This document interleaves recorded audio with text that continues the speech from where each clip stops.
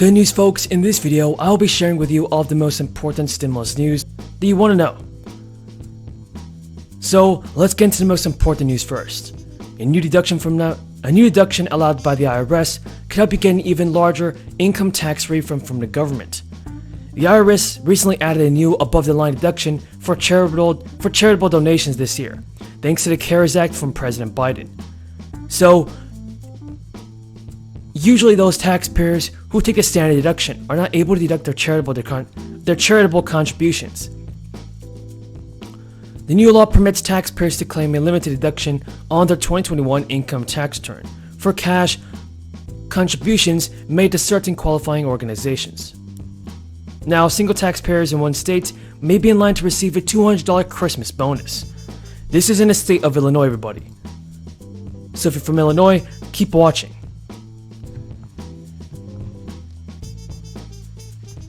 So after the Democrats lost the races in November, including Virginia and across the country, they said they had to do something to help energize their Democrat donors. And they looked for something they could put in this reckless tax and spending bill, which would help those folks out. And what they put in there is something that's going to turn out to be cash for Christmas for their largest donors. This is something that was not in the original bill, and Nancy Pelosi just put it in after the elections in November. So who benefits?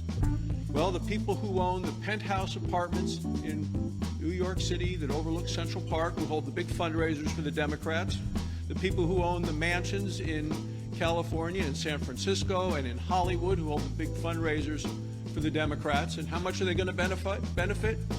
Well, by estimates, on average, it's going to be above $15,000 per individual taxpayer. These are all millionaires. They are billionaires.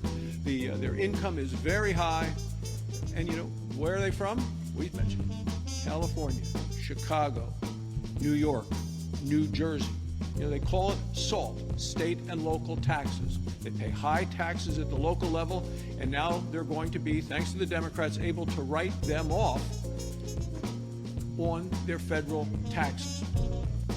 If approved, those single filers making less than $75,000 will receive $200, while joint filers earning less than $150,000 will receive $400.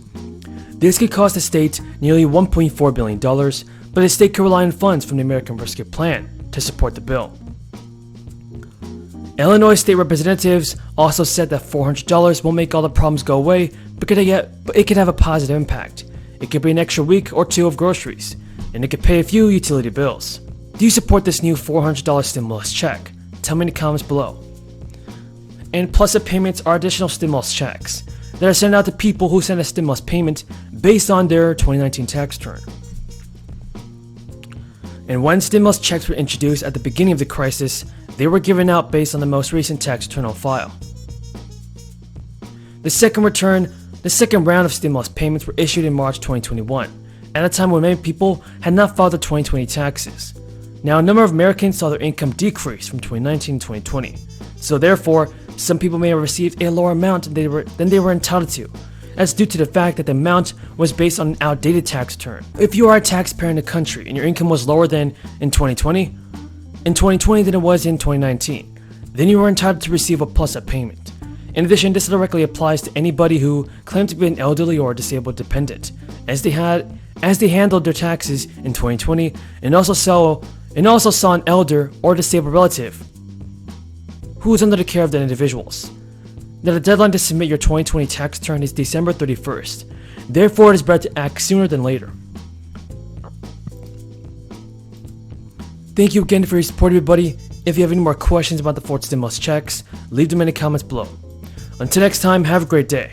Senator Campbell, you're recognized for your Thank you, Mr. Chairman, and I want to thank you and Senator Fisher for both being stalwarts and getting this hearing done. I think this is the third hearing we've had on supply chain, so we very much appreciate it, and appreciate all the witnesses being here today to talk about this important issue. I don't know if any of you caught Fareed Zakaria's discussion a couple of weeks ago about supply chain and the Infrastructure Investment Act. I thought it was great, and I'll submit this to the record if I can. Without objection, But the basically, he was talking about the percentage of infrastructure investment as it relates to GDP and how we had fallen off, getting to less than 1%, down to 0.7%. But obviously, with the infrastructure bill by 2026, we'd get up to 1.3%. So while we're dealing with these phenomenons that Mr. Butler adequately describes in his opening statement about the impacts of being able to order more and import more and the challenges of COVID, we also have to keep in mind that we have to make significant infrastructure investments. So I think you would all agree that that was a good thing that we made these infrastructure investments, and now that we have to get them actually implemented. Is that correct? Do you think that this helps immensely in changing the picture here? Yes, absolutely. No argument. Okay, so now we're talking about new patterns in addition to this very historic pattern of underinvesting in infrastructure. And I say this coming from a big trading state, so obviously we are exporters and importers, but a lot of our products, practically every sector is, an international. More than half of the businesses. If you're talking about Washington wheat, 90% of it is exported. If you're talking about our other agricultural products, it's export. If you talk about airplanes, the markets are exports. So we care about both, but I'm interested in following on the discussion about the congestion that is occurring at the ports. And Mr. Butler, you mentioned some of the innovation that is occurring to try to temporarily move these containers to other locations. What else should we be doing to try to expedite that? And what should we be doing? I'm not so sure how much discussion has happened on the rail side this morning, because obviously the price of rail affects this issue as well. And a few years ago, we had really exacerbated problems of ag product not even being able to get onto the rail because oil was pushing it off. So what do we need to do to help get more innovation and moving congestion out of the ports on these containers? And what do we need to do to think about rail? And maybe Mr. Reagan or Mr. Doyle, you can answer that.